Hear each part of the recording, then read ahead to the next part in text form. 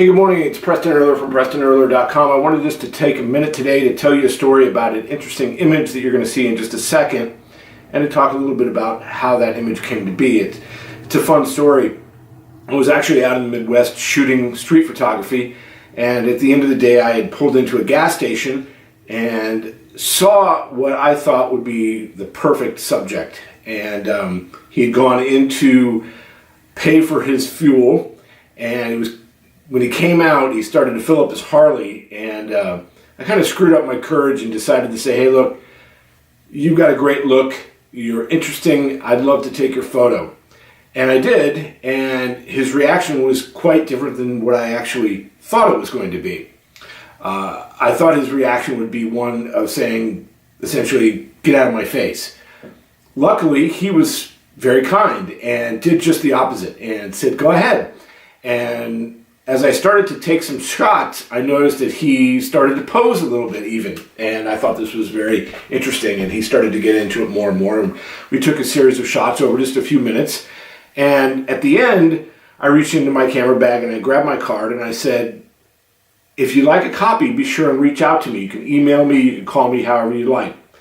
And some time went by, but interestingly, after the shoot, I worked the image in post, and it has since become one of my favorites. It's a picture of him on his bike, kind of looking away, and I really love the image. It's almost iconic to me in my own mind.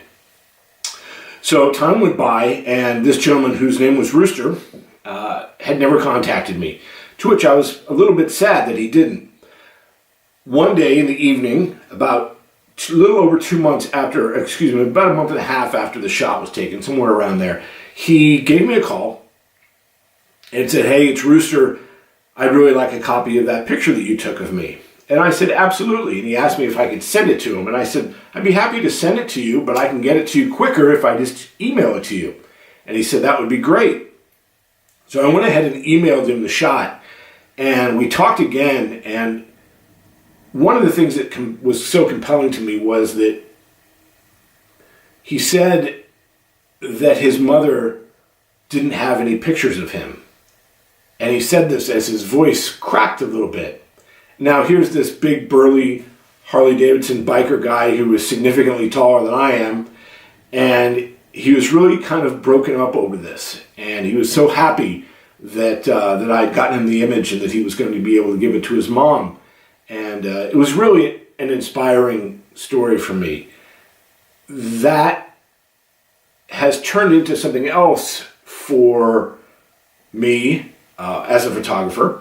And interestingly, what it's turned into is the fact that I reached out on my blog page about a week and a half ago or so, saying to people, telling them this story that I'm telling you, saying to them, if you can inspire me, if you can somehow reach me with a story about why I should come photograph an event or some people that you need photographed but you can't necessarily afford it, tell me the story. And if it's inspiring to me, I'll come and shoot it for free. And I've had a couple of responses already. The story hasn't been widely disseminated, but I've had a couple of responses. One in particular that's especially compelling, that we're already putting logistics in place to make it happen. And I absolutely love this. So if you have an interesting story, if you need a photographer, if you'd like the work done for free to you, tell me a compelling story, inspire me, and perhaps I'll come shoot it for free for you as well. Thanks very much.